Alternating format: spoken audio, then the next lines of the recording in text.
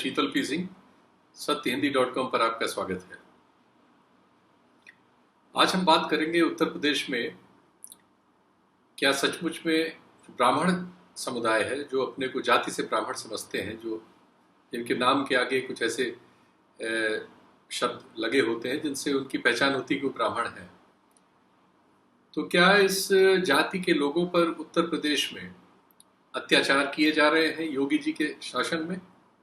क्या ये शंका सही है या इसमें कुछ और बात है? आज इस पर हम लोग बात करेंगे, लेकिन उसके पहले एक अनुरोध कर ले आपसे कि इस कार्यक्रम के अंत में, जैसा हर हमारे वीडियोस के अंत में होता है, एक आपसे अपील होती है कि आप हमारी सदस्यता योजना में शामिल हों और सत्यहिंदी.com को अपनी मदद दें, जिससे हम जो काम कर रहे हैं ये काम करते रहने में कामयाब हो सकें और आप तक आपका मीडिया बन के कायम रहे। तो खैर, मूल बात पर आते हैं।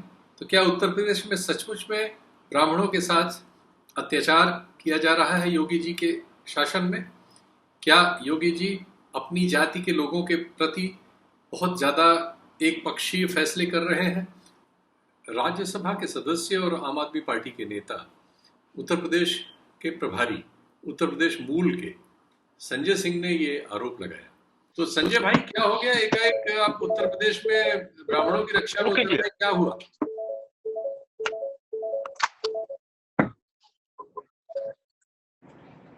देखिए, यहाँ पर योगी जी की जो सरकार चल रही है, इनसे न तो क्राइम संभल रहा है, न कोरोना संभल रहा है, और कोई भी इनके खिलाफ आवाज उठाए, वो चाहे पत्रकार हो, चाहे कोई नेता हो, चाहे कोई पॉलिटिकल पार्टी हो, तो डंडे से सबको चुप कराना है, रोकना है और किसी की कुछ सुनना नहीं है।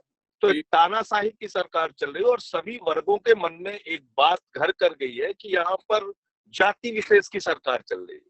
मैं कहता हूँ कि योगी जी ठाकुरों के नेता हैं, ठाकुरों के लिए काम करें, कोई बात नहीं, लेकिन दूसरी जातियों के मन में असंतोष नहीं होना चाहिए, उनके मन में उपेक्षा का भाव नहीं होना चाहिए। आज ब्राह्मणों से मिलिए, उनको लगता है उनके साथ अन्याय हो रहा है। आप राजभर से मिलिए, उनको लगता है उनके साथ अन्याय हो रहा है। आप पाल से मिलिए, निषाद से मिलिए, जाट से मिलिए, जाटों से मिलिए, सोनकर से मिलिए, वाल्मीकि से मिलिए, निषाद, जितनी भी जातियां हैं, उर्मी हो, लोध हो, सबके मन में इस बात को लेकर असंतोष है। और योगी जी कहते हैं हम सब राम राज्य लाना चाहते हैं। तो भगवान श्री राम का चरित्र क्या था, उनका आदर्श क्या था? उन्होंने सेब के जूठे बेर खाए।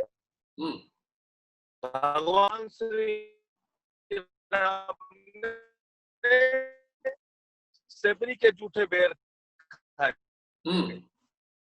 भगवान श्री राम ने, निषाद राज ने उनको नैया से नदी पार कराई, भालुओं की, बानरों की, रीछ की, सुग्रीव की, नल की, नील की सेना बना के उन्होंने रावण का नाश किया। और आप उस राम राज्य की बात करके अगर आप ये मैसेज देना चाहते हैं कि ये सिर्फ जाति विशेष की, ठाकुरों की सरकार है, मैंने यही प्रश्न उठाया। और आज जिस प्रकार की घटनाएं हो रही हैं, 12वीं में पढ़ने वाले एक लड़के को, प्रभात मिश्रा को, इनकाउंटर में मार दिया जाता है। खुशबू दुबे 2 दिन के नवविवाहिता, उसको जेल में डाल के रखा है। ब्राह्मण परिवार के 4 लोगों की गला काट के प्रयागराज में हत्या हो गई, कल प्रतापगढ़ में घटना हो गई, गोरखपुर में घटना हो गई। तो ये घटनाएं अगर हो रही हैं तो उसके कारण मैंने ये सवाल उठाया। थोड़ा सा उत्तर प्रदेश के आज़ादी के बाद से जिस तरह से उसका गठन हुआ, जिस तरह से उसका संचालन हुआ, थोड़ा सा उसके बारे में आपसे बात कर लें, उससे आपको समझने में आसानी होगी। तो जो 1989 का चुनाव हुआ, वो आखिरी चुनाव था जिसके बाद कि किसी भी चुनाव में जो मुख्यमंत्री बने उनमें से कोई ब्राह्मण मुख्यमंत्री नहीं था। 1989 के पहले के जितने भी चुनाव थे आज़ादी के बाद से, उनमें ज़्यादातर मामलों में ब्राह्मण ही उत्तर प्रदेश में मुख्यमंत्री रहे। आज़ादी के बाद जो सत्ता बनी, उसमें केसी पंत साहब के पिता गोविंद बल्लभ पंत साहब, वो बहुत समय तक उत्तर प्रदेश में हुए रहे। हेमवती नंदन बहुगुणा जी रहे, 4 बार नरेंद्र तिवारी जी रहे और श्रीपत मिश्र जी रहे। ये सब ज्ञात चेहरे हैं जो उत्तर प्रदेश में मुख्यमंत्री रहे, जो ब्राह्मण समाज से आते थे। और एक समय था कि उत्तर भारत की ज़्यादातर राज्यों की राजधानियों में ब्राह्मण मुख्यमंत्री ही हुआ करते थे। जो प्रेस है हमारे देश में, उसके बारे में अध्ययन है कि उसमें अधिकतम ब्राह्मण समुदाय के लोग हैं। उत्तर प्रदेश में खासकर उनकी एकदम बहुलता है। उनका पूरा लगभग आप कह सकते हैं कि एक तरह से कई बार तो ऐसा होता है कि सारे के सारे संपादक आप उत्तर प्रदेश में प्रमुख अखबारों के लखनऊ में जो आप पाते हैं तो सब उसी समुदाय से है। तो ब्राह्मण कोई ऐसी स्थिति में कभी उत्तर प्रदेश में न थे, न है, न हो सकते हैं कि उनकी कोई भी सत्ता किसी की भी हो, वो एकदम से उसकी उपेक्षा कर सके। आज भी इस समय जब हम ये बात कर रहे हैं, उत्तर प्रदेश के मुख्य सचिव ब्राह्मण जाति से हैं, उत्तर प्रदेश के प्रमुख सचिव गृह ब्राह्मण जाति से हैं, उत्तर प्रदेश के डीजीपी डायरेक्टर जनरल पुलिस ब्राह्मण जाति से हैं, उत्तर प्रदेश के 75 जिलों में से 18 जिलों में डीएम ब्राह्मण है, उसी तरह से ब्राह्मण एसपी भी है। आर.के. तिवारी चीफ सेक्रेटरी हैं वहां। डीजीपी जो है उत्तर प्रदेश के वो एच.सी. अवस्थी साहब हैं। दीपक त्रिवेदी चेयरमैन है रेवेन्यू बोर्ड के। अविनाश अवस्थी हैं additional chief secretary home. Devesh Chaturvedi additional chief secretary agriculture. Rajneesh Dubey additional chief secretary medical education. Prashant Trivedi additional chief secretary AYUSH. Rajan Shukla additional chief secretary civil defence. Nitin Gokaran additional chief secretary PWD. Aradhana Shukla additional chief secretary secondary education. R K. Tiwari chief secretary also holding charge of higher education. Kalpana Awasthi principal secretary forest and environment. Nivedita Shukla principal secretary food. Ajay Kumar Shukla secretary election.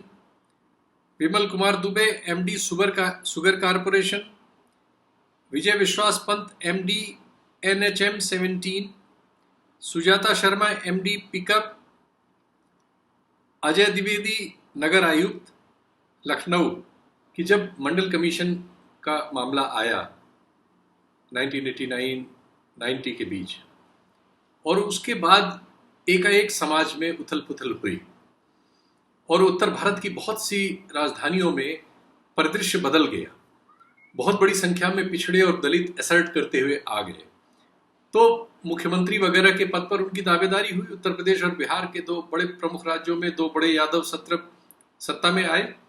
वो आए तो उनकी जातियों से जुड़े हुए भी बहुत सारे लोग नौकरियों और दूसरी जगहों पे प्रशासन वगैरह में नजर आने लगे। उनके लिए उतना आसान नहीं था कि वो उतनी तेजी से जुडिशरी में, पत्रकारिता में और ब्यूरोक्रेसी में एकदम से कब्जा कर लेते और ऊपरी पदों पर आ जाते। उसमें समय लगता है, वो एक प्रोसेस है, तो वो तो नहीं उनसे तत्कालिक तौर पर संभव हुआ। लेकिन जहां वो आ सकते थे, वो पुलिस वाले तो बन सकते थे, सेना में जा सकते थे, ठेका ले सकते थे, गुंडे बन सकते थे। ये सब हमारे देश के रोजगार के क्षेत्र हैं। गुंडागर्दी भी एक बहुत बड़ा क्षेत्र है। तो इनमें सब में उन्होंने हिस्सा अपना ले लिया और काफी जगह उनके ज्यादा लोग भी आ गए। तो इससे एक हमारे यहाँ तनाव पैदा हुआ, लेकिन वो तुरंत हल नहीं हो सकता था। तो उसमें जो एडजस्टमेंट हुआ, उसमें क्या हुआ कि सत्ता में कोई रहे, ब्राह्मण उसमें कम से कम चाणक्य की भूमिका में आ जाता था और ये हमेशा ऐसे किसी न किसी नाम को विलेन बना के बाकी लोग हल्ला मचाया करते थे कि लीजिए सत्ता में तो सत्ता मायावती जी की है, लेकिन सतीश मिश्रा पे आरोप लगता था कि वो पीछे से ब्राह्मणवाद चला रहे हैं। या मुलायम सिंह जी के ज़माने में ऐसे बहुत सारे नाम थे, एक किसी को लेना या कहना ठीक नहीं होगा। तो ये सब संभव तो नहीं था, लेकिन ये एक परसेप्शन हमारे समाज में था। अभी जो सत्ता है इस बार बीजेपी की आई, जिसे प्रीडोमिनेंटली सब जगह सवर्णों ने समर्थन किया है और सवर्ण समझते हैं कि हमारी सत्ता है। अब उसमें एक योगी जी आए जिनका पृष्ठभूमि लोगों ने ढूंढ लिया कि वो राजपूत थे। वो कन्वर्ट होने से पहले, यानी जब उन्होंने बाबागिरी ज्वाइन की, उसके पहले अपने को बाबा बनाया और एक तरह से कहा जाए कि धर्म को दे दिया, लेकिन उसके पहले उनकी जाति थी, उनके पिता वगैरह सबको लोगों ने ढूंढ लिया है। उनका पुराना नाम बहुत इस्तेमाल लोग करते हैं। जो आय के साधन है, जो सामान्य है कि नौकरी आप करते हैं, उसमें तनख्वाह मिलती है, आप खेती करते हैं, अपना उपज बेचते हैं, आप छोटा मोटा व्यवसाय करते हैं, बड़ा व्यवसाय करते हैं, व्यावसायिक रूप से कमाते हैं या नुकसान करते हैं। इससे इतर उत्तर प्रदेश में और उत्तर भारत में एक और काम है, वो है अपराध। अपराध उत्तर भारत में एक बहुत बड़ा धंधा है। ये अपराध होता मूलतः किन चीज़ों पर होता है? एक तो जनरल अपराध है कि किसी से किसी का झगड़ा हो गया, किसी ने किसी का कत्ल कर दिया, सामंतवादी समाज है तो बदला उदला लेने वाले काम चलते रहते हैं, झगड़े होते रहते हैं छोटे छोटे मामलों के, एक तो इस तरह का है। या चारित्रिक अपराध है, रेप वगैरह के मामले, महिलाओं के खिलाफ अत्याचार, इसलिए कि महिलाओं के प्रति हमारी जो धारणा हजारों साल से बलवती होती चली गई वो एकदम उफान मार रही है, और अब जब मीडिया का इतना असर है तो बहुत सी चीज़ें छुप नहीं सकती, इसलिए चीज़ें आ जाती हैं। तो एक तो ये है, लेकिन इसके अलावा संगठित अपराध है जो आर्थिक चीज़ों पर नियंत्रण करता है। नकली शराब बेचने पर, अवैध शराब बेचने पर, हमारे यहाँ नदियों के किनारे बालू और रेत वगैरह की खुदाई करने पर बहुत बड़ा इसमें पैसा है, और बहुत तरह के दूसरे अपराध जिसमें लोगों से पैसा वसूलना वगैरह, उनके अपहरण वगैरह करना, संगठित हत्याएं करना, गिरोह चलाना और ठेके लेना। ये ठेके ज़्यादातर किस चीज़ के हैं कि जो इंफ्रास्ट्रक्चर वगैरह पर केंद्रीय नीतियों के तहत जो काम हो रहा है, सड़कें बन रही, पुल बन रहा है, कल कारखाने तो ऐसी जगहों में लग नहीं पाते, जो लगते हैं टूट के भाग जाते हैं। तो ये जो सरकारी नीतियाँ आती हैं, उनके जो काम होते हैं, उनकी बंदरबाट और उनकी लूट के ठेके, रेलवे के ठेके हैं, सड़क बनाने के ठेके हैं और पुल वगैरह बनाने के ठेके हैं। ये जो ठेके हैं, इन ठेकों पर कब्जे की बड़ी लड़ाई है, और इसमें दलित जाति को छोड़कर और ओबीसी की भी बहुत सारी छोटी जातियों को छोड़कर ज़्यादातर सवर्ण और ओबीसी की बहुत सारी जातियां शामिल हैं, उन जातियों के गैंग्स हैं। और राजनीति में जो भी रहता है वो इन गैंग्स के बीच अपने, चूंकि ये राजनीति में बहुत असरदार है, ये बहुत जगहों पर वोट दिलाने, वोट रोकने और तमाम कामों में इस्तेमाल होते हैं, लोगों को डराने धमकाने में। और उत्तर भारत में मुझे नहीं लगता कि कोई जनपद ऐसा होगा जहां कोई न कोई 2-3 गैंग ना ऑपरेट करते हो वहां के ठेका पट्टी में। वहां सामान्य लोग अब कोई ये काम कर ही नहीं सकते। इंफ्रास्ट्रक्चर के अब सारे काम गुंडों के या गुंडों के संगठित सिंडिकेट्स के ही पास है। ये लड़ाई उसकी है। दरअसल ये जो हम आप आजकल सुन रहे हैं, ये सब वही है। ये सिंडिकेट, गुंडों के सिंडिकेट की लड़ाई है, और इसकी वजह से चूंकि इसमें ज्यादा बड़ा हिस्सा इन बड़ी जातियों का है, तो इन बड़ी जातियों में इसके लिए मारपीट रहती है। इस पर कब्जा करने के लिए इनको अपना मुख्यमंत्री चाहिए। जिसका होता है उसके लोग प्रसन्न होते हैं, और जिसका नहीं होता है उसके लोग दुखी होते हैं। ये दुख इसका है, ऐसा लगता है। सुनिए इनको। ये उत्तर प्रदेश के एक बहुत बड़े माफिया हैं, और ये भी अभी उज्जैन में पकड़े गए हैं। फिर से इन्होंने खुद को पकड़वाया है, जैसा कि पिछली बार हुआ था, और ये डर रहे हैं कि इनका एनकाउंटर न हो जाए। हालांकि 4 बार के विधायक हैं और भारतीय जनता पार्टी के समर्थन में कई बार इन्होंने वोट किया। वो खुद ही बता रहे हैं, इनको खुद ही सुनिए। विजय मिश्रा इनका नाम है। वहाँ एक जाति का शासन है, माफिया का शासन है। मैं विधायक हूँ और माननीय मुख्यमंत्री भारतीय जनता पार्टी की देश की सरकार को कमजोर कर रहे उत्तर प्रदेश की सरकार, उनके खिलाफ साजिश हो रही है आदरणीय मोदी जी का अमित शाह के खिलाफ। 4 बार से विधायक हूँ और राज्यसभा में, राष्ट्रपति में, सांसद में, लोकसभा में माननीय मुख्यमंत्री योगी आदित्यनाथ ने से हमसे मदद लिया, सब चीज ली, सांसद बनवाया। और बाद में वहाँ जो ठाकुर माफिया है, एक जाति माफिया, उनके कहने पर हमारे परिवार को उत्पीड़न, धन दौलत, हमारी पत्नी, लड़के को बर्बाद कर रहे हैं और हत्या कराने की साजिश कर रहे हैं, फर्जी मुकदमा डाल रहे हैं। आगे ऊपर कभी भी हत्या करा सकते हैं अपराधी के द्वारा, अपने द्वारा 2 सिपाही भी मरवा सकते हैं, क्योंकि वहाँ जितने बड़े गैंग है, चाहे वो विनीत सिंह का हो, चाहे जिसमें सिपाहियों की हत्या हुई है, जेल में अंदर होती हुई, चाहे सुशील सिंह की है, चाहे वो क्या नाम है सांसद वीरेंद्र सिंह मस्त है, चाहे वो है, सारे लोग एक वर्ग के हमारी हत्या के लिए लगे हुए हैं। तो ये हमारी कैलाश विजयवर्गीय से मित्रता रही होगी, बात हुई, लेकिन उनसे मुलाकात हमारी नहीं। हम सीधे महाकाल दर्शन करने आए थे और सीधे दर्शन करके जा रहे थे। अपने अटॉर्नी जनरल जो हमारे साथी हैं मिस्टर मुकुल रोहतगी जी, उनके पास सीधे दिल्ली जा रहे थे इस मुकदमे को लेकर। और 2 दिन पहले 12 को हमने ऑडियो भी जारी किया है, वीडियो भी जारी किया है कि पुलिस हमें फर्जी मुकदमे फंसा रहे, हमारी हत्या करा दी। पुलिस बहुत ही अच्छी है, जितना मान सम्मान किया। यहाँ के मुख्यमंत्री, गृह मंत्री, पुलिस अधिकारियों को आभार और धन्यवाद देना चाहता हूँ। अपनी तरफ से खतरा बराबर बना है, हम मर भी जाएंगे तब भी जो है वहाँ दिक्कत नहीं होगी। लोग अब जाग चुके हैं यूपी से खदेड़ देंगे इस सरकार। ये कुछ दूसरे बदमाशों के नाम ले रहे हैं अपने बयान में। जिन बदमाशों के नाम ले रहे हैं वो और दूसरे बहुत बड़े बड़े गिरोह हैं। उसमें से एक गिरोह जिसको का जो मुखिया है, उसको स्पेशल सेल वालों ने 7-8 साल फरारी के बाद कहीं से पकड़ा था कि उत्तर प्रदेश के कहीं बाहर से, उसके बारे में खबर थी कि वो जीवित ही नहीं, मारा जा चुका है, लेकिन वो जिंदा था और नाम बदल के रह रहा था। उसको स्पेशल सेल की दिल्ली पुलिस ने पकड़ा था और फिर उत्तर प्रदेश को सौंप दिया था। वो बनारस जेल में है और वहां से वो जो दूसरी तरह से विधायक बनते हैं, जो आम चुनाव में नहीं और जो चुने हुए जिला परिषद और दूसरे किस्म के चुनाव होते हैं, उसमें से वो विधायक भी हैं। उनके परिवार में एक और सज्जन विधायक है, भतीजे उनके, और भी तमाम पदों पर लोग हैं। और ये कहा जाता है, ये आरोप है इस गिरोह का और दूसरे लोगों का कि उनको इस सरकार का प्रश्रय है, क्योंकि वो योगी जी की जाति से आते हैं। तो उनके गिरोह के समर्थन में प्रशासन को काम करते हुए लोग पाते हैं। उनके एक और विपरीत ध्रुव है, मुख्तार अंसारी नाम का जो गिरोह है, वो गिरोह बगल का है।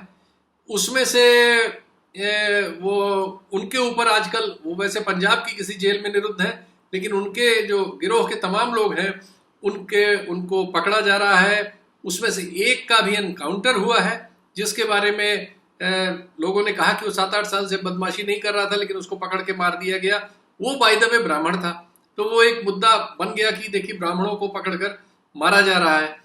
तो ये एक तो एनकाउंटर की जो नीति है योगी जी की, उसके तहत, और फिर कुछ गुंडों को आप प्रश्रय दे रहे हैं जो आपकी जाति से जुड़े हुए हैं, और कुछ दूसरे लोग जो आपकी जाति के नहीं हैं, उनके खिलाफ आपकी कार्रवाइयां बहुत तेज हो रही हैं। उनके हथियारों के लाइसेंस रद्द करना, उनके गिरोह के लोगों को पकड़ना और कुछ लोगों को एनकाउंटर कर देना।